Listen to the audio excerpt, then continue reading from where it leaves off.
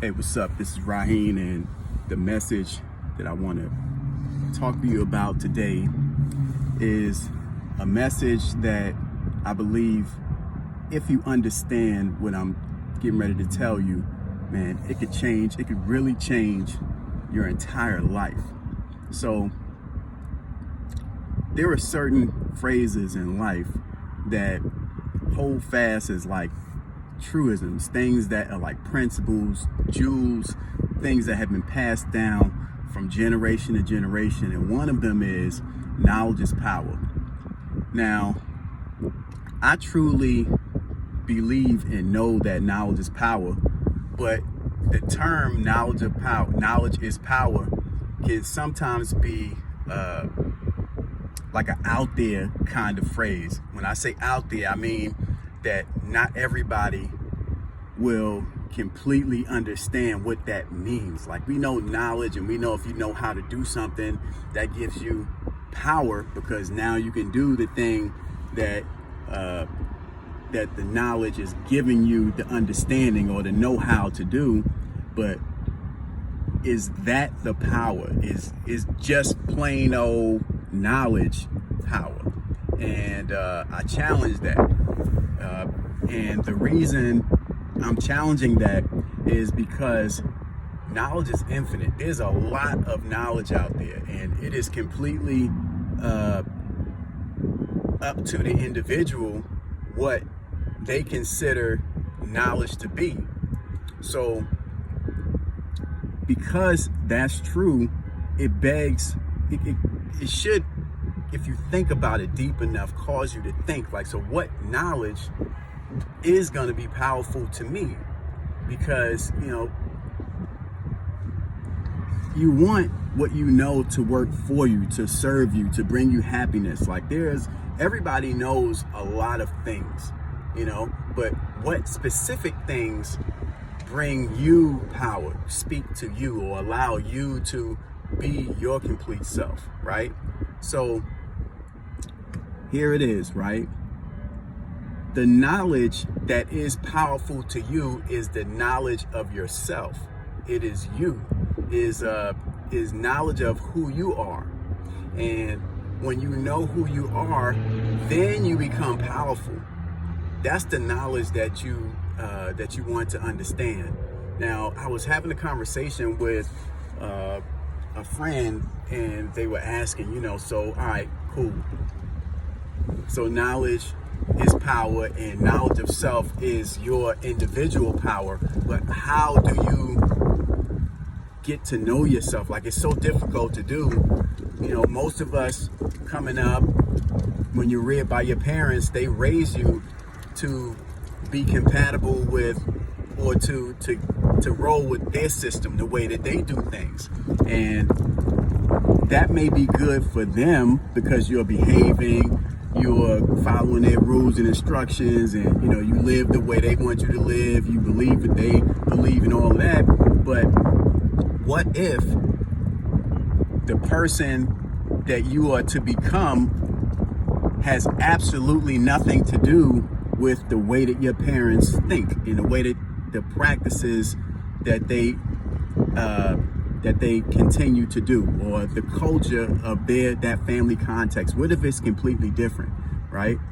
And if you conform or assimilate too much to your parents' mindset and the way that they do things, then it's almost like you're getting further and further away from yourself, which causes huge problems, because now you're living for them and not for yourself.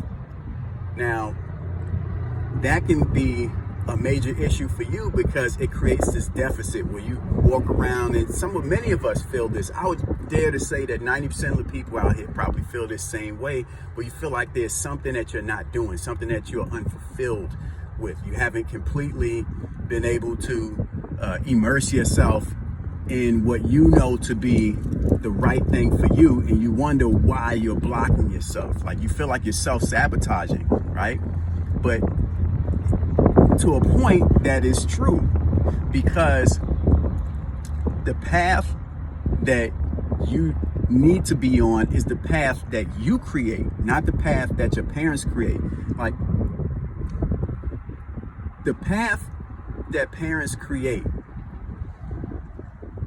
for the most part, if you strip away all of the extras and get straight down to the bare bone specifics of what a parent should do, right? It's keeping you safe, period. It's making sure that you get from the point when you're born to the point where you can take care of yourself safely. So much so that when you start taking care of yourself, you have a good foundation. You can go from there and take it anywhere else, right?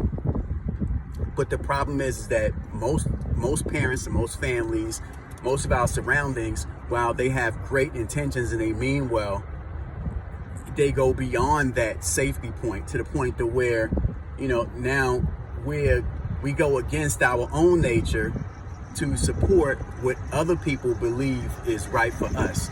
And because we practice that so long, for so much of our being and so much of our minds into what other people believe, it becomes something that we do with everything else, So when people have opinions about us, we become very sensitive about the opinions of others because that's what we've been taught. We've been, with our parents, if you behave and you follow your parents' instructions and do what they tell you to do, you kind of fall into this rhythm of being told what to do.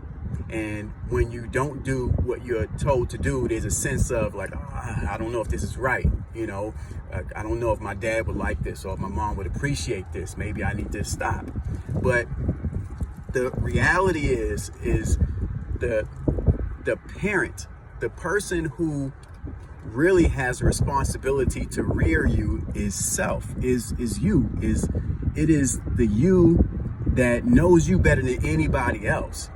Like, your parents may know you, but they don't really know you. Your friends may know you, but they don't really know you. Your teachers that you learn from in grade school, they may know you, but they don't really know you. The only person that truly knows who you are is you. And so the person who is most qualified to teach you is you. So in taking all of that I just put out there into context, right? Knowledge of self is the answer to everything. Is, do you know yourself well enough to know your strengths, your weaknesses, and have you been studying yourself? Have you been journaling? Journaling is excellent because it gives you an opportunity to not only record your thoughts and your experiences, but it also gives you an opportunity to go back and reflect on them, to analyze, to evaluate self. This is how you gain knowledge of self.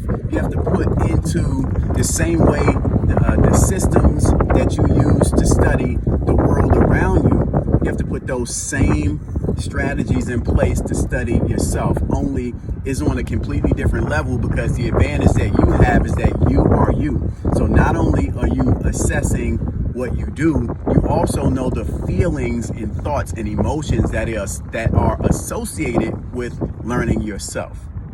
So, for example, when I go to the gym, I like to record how I work out, not just because I want to post it and share it with other people, but also because I want to understand how my body moves. Like most of us, if you realize this, you've never really watched yourself. You've never really stopped and just kind of, let me just look at you, and that's the advantage that other people have. Other people have had the ability to watch you, to see you move, to look at your nonverbal movements and get an idea of what you're trying to do. But ourselves, we've never really had the opportunity to look at ourselves, not just from the inside, but to see ourselves from the outside, to give us a perspective. So when I go to the gym and I record myself, I'm looking at my movements, I'm looking at how I breathe. Sometimes I notice that I'm moving the weight too fast. It feels like I'm moving slow. When you see it, the evidence is right there. No, you're moving too fast. You need to slow down. So this is the point that I'm making. If you really want power, I mean unlimited power, it is so critical that you understand what your power source is, your natural power source. Your natural power source is knowledge of self, like knowing who you are. That's what knowledge is power is all about. It's not about understanding the world around you. Understanding the world around you is a byproduct of understanding yourself. It's about knowing who you are, because you are the one giving meaning to the world around you. And since you're the one giving meaning and defining the world around you, everything that you see is really a 360-degree mirror of your own interpretations, your own perceptions, what you are claiming as the realities around you. Now, in studying and evaluating yourself and understanding that knowledge of self is really the knowledge is power, is really that's the core of it. Now you can begin to be more take a leadership role for yourself, where you are directing your movements. You're saying, I don't want to do this, I want to do that. Or instead of doing it this way, I'm going to do it that way. That's when the knowledge becomes power, because now you are shaping, you are creating, you're putting yourself in the proper position for self-mastery, where you are able to completely manifest the reality around you according to how you call it, and according to your own desires and your own ideas and your own ambitions and intentions, the things that you want to see. But this is always going to be very difficult if you don't take time out to completely consciously become self-aware, become the judger of self, where you understand that the language that you speak was given to you. The thoughts that you have in your mind was given to you. These are all your thoughts and your meanings, but how much of it is an original play from self? Or is it a play that you've accepted from the world around you so that you can coexist? And don't get me wrong, I'm not saying that there's anything wrong with coexisting and understanding that we have to get along with everybody.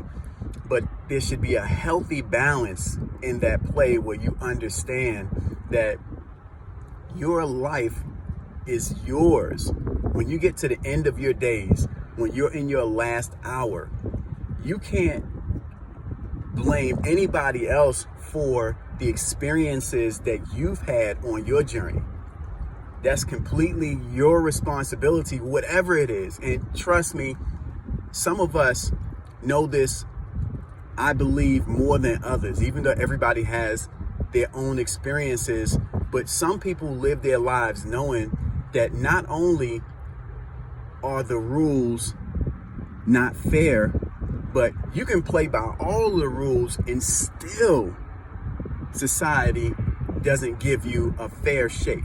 So knowledge of self is understanding how you can use yourself to even overcome those kinds of roadblocks where it's not even. The game is on a tilt. The game meaning the game of life. So in closing, remember, knowledge is power, but you have to understand what is your power. That's knowledge of self.